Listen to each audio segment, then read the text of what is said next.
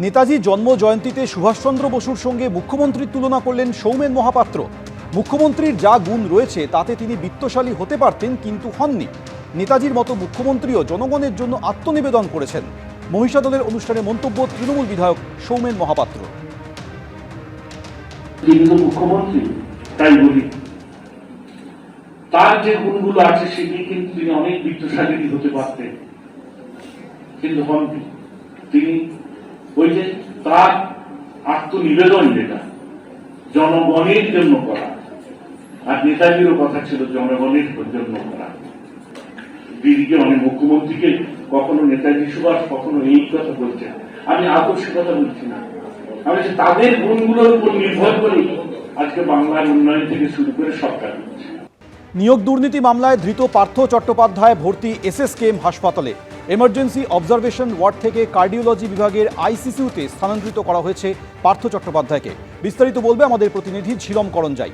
ঝিলম, একদমই আজকে বিকেলে এসএসকেএম হাসপাতালের কার্ডিওলজি ডিপার্টমেন্টের আইসিসিউতে তাকে স্থানান্তরিত করা হয়েছে এবং চিকিৎসকরা সিদ্ধান্ত নিয়েছেন তাকে ব্লাড ট্রান্সফিউশন করা হবে। 3 ইউনিট ব্লাড ট্রান্সফিউশন করা হবে, তেমনই সিদ্ধান্ত হয়েছে। আজকে মেডিকেল বোর্ড মিলিত হয়েছিল, সকালে তার শারীরিক অবস্থা এক্সামিন করার পর এমার্জেন্সি অবজারভেশন ওয়ার্ডে 48 ঘন্টার বেশি তিনি ভর্তি ছিলেন। এমার্জেন্সি অবজারভেশন ওয়ার্ডের যে ক্রিটিক্যাল কেয়ার সেকশন, সেখানে তিনি ভর্তি ছিলেন। চিকিৎসকরা আজকে তার শারীরিক অবস্থা অ্যাসেস করেন, দেখেন হার্টের জটিলতা আছে এবং সেই জটিলতা আরো বেড়েছে, তার হিমোগ্লোবিনের মাত্রা কমে গিয়েছে এবং সেই কারণে তাকে এই কার্ডিওলজির আইসিসিউতে শিফট করে ব্লাড ট্রান্সফিউশনের সিদ্ধান্ত নেওয়া হয়েছে। তবে এই মুহূর্তে তার শারীরিক অবস্থা স্থিতিশীল, তেমনটাই হাসপাতাল সূত্রে জানা যাচ্ছে। ধন্যবাদ ঝিলম।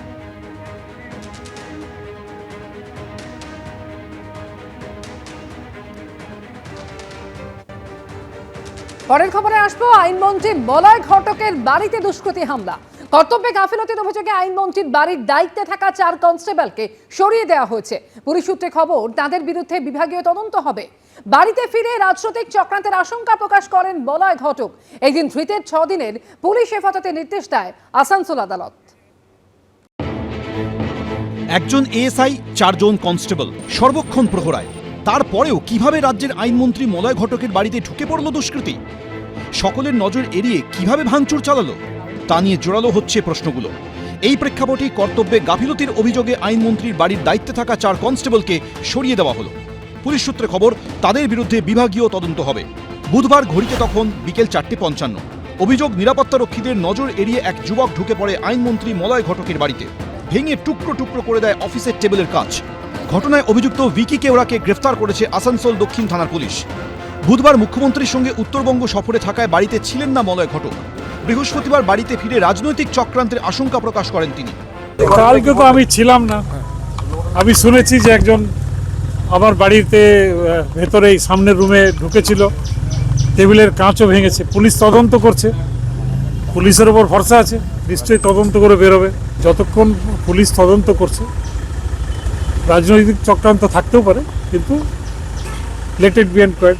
দেখুন, আশঙ্কা প্রকাশ করছেন, তখন থাকতে পারে, সব কিছুই থাকতে পারে, কিন্তু যতক্ষণ যেটা প্রমাণ হচ্ছে ততক্ষণ তো কারো ইয়ে করা ঠিক।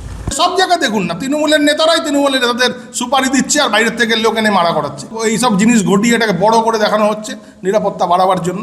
কোনো রাজনৈতিক কোনো কিছু নেই, খেয়ে দেয়ে কাজ নেই, বিরোধী রাজনৈতিক দলদের কোনো চক্রান্ত। ছাড়ুন তো। এদিকে পুলিশ সূত্রে দাবি, ধৃত ভিকি কেওড়া জেরায় জানিয়েছে, একটি ডেথ সার্টিফিকেটের জন্য একাধিকবার পুরসভা থেকে মন্ত্রীর বাড়িতে গিয়েও সেটি পাননি।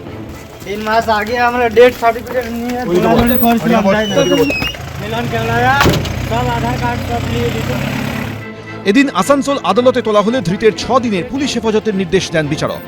কৌশিক গাতাইত ও মনোজ বন্দ্যোপাধ্যায়, এবিপি আনন্দ।